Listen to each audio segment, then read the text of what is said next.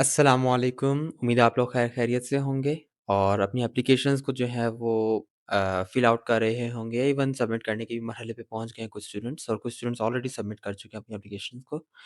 आज की इस वीडियो में हम लोग बात करेंगे स्पेसिफिकली रिकमेंडेशन लेटर के बारे में कि रिकमेंडेशन लेटर या रेफरेंस लेटर भी उसको कहा जाता है। तो रेफरेंस लेटर असल में होता क्या है? या आपको मिलेगा कहाँ से? आपको कितने सबमिट करवाने हैं? इस सब के बारे में आपको जो है मुकम्मल तौर पे गाइड किया जाएगा। और ये वीडियो सिर्फ़ तुर्की बुर्सलारी रेसिपिएंट्स के लिए नहीं है, अगर आप किसी और स्कॉलरशिप में अप्लाई करने के लिए भी रिकमेंडेशन लेटर जो है, उसके बारे में इन्फॉर्मेशन चाहते हैं, तो आप इस वीडियो को वॉच कर सकते हैं। आपको इसमें मुकम्मल तौर पे इन्फॉर्मेशन जो है वो मिल जाएगी।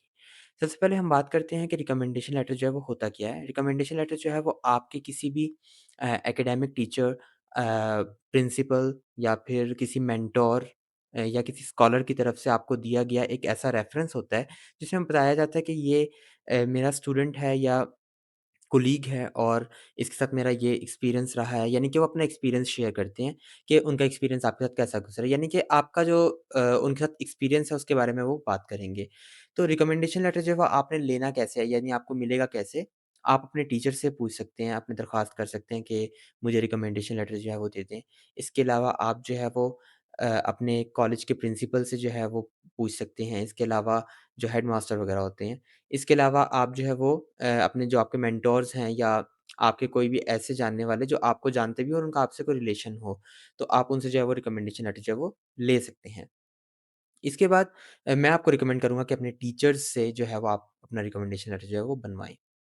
अब रिकमेंडेशन लेटर आपको कितने चाहिए इसके बारे में बात कर लेते हैं। तो आपको सिर्फ़ और सिर्फ़ 1 रिकमेंडेशन लेटर से भी गुज़ारा हो जाएगा, 2 से भी हो जाएगा, 3 से भी हो जाएगा। लेकिन जो एक आइडियल वैल्यू है जो कि मैं रिकमेंड करूँगा आपको वो 2 की है। यानी कि आप कम से कम अपने 2 जो रिकमेंडेशन लेटर्स जो हैं वो बनवाएँ।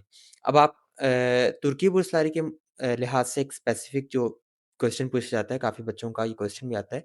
वो ये कि बुर्सलारी की पोर्टल पे ना एक ऑप्शन दिया गया है, यानी जहाँ पे आप अपना रिकमेंडेशन लेटर सबमिट करते हो, वहाँ पे एक ऑप्शन मौजूद है कि क्या ये रिकमेंडेशन लेटर जो है, वो तुर्की अलुमनाई की तरफ से दिया गया है या नहीं? लाइक ये एक उन्होंने ऑप्शन दिया हुआ है, ठीक है?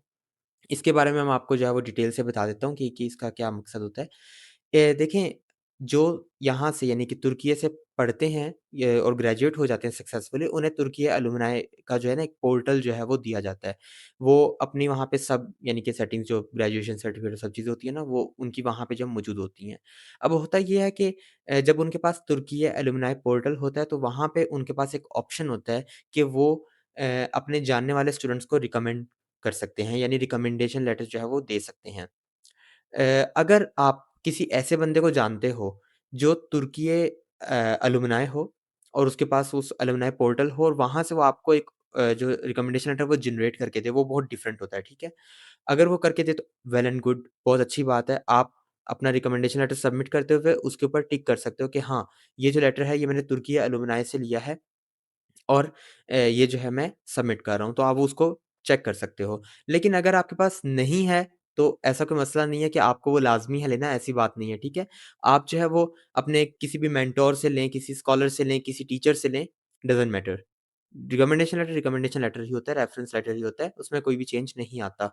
ये नहीं होता कि जिसने तुर्की के अलुमनाई से लिया है, तो उसके चांसेस बढ़ जाएँगे और जिसने नहीं लिया, तो उसके नहीं बढ़ेंगे या उसकी एक्सेप्टेंस नहीं आएगी, ऐसी बात नहीं है। लास्ट टाइम जब मैं सेलेक्ट हुआ था, तो मेरे एक जानने वाले थे जिनने जो तुर्की अलुमनाई थे, मेरे टीचर भी थे। तो मैंने उनसे रिक्वेस्ट की थी और उन्होंने मुझे जो है वो जनरेट करके दे दिया था। अब अनलिमिटेड भी जनरेट नहीं कर सकते वो लोग, सिर्फ़ आई थिंक 2 या 3 ही कर सकते हैं, 2 या 3 स्टूडेंट्स को दे सकते हैं।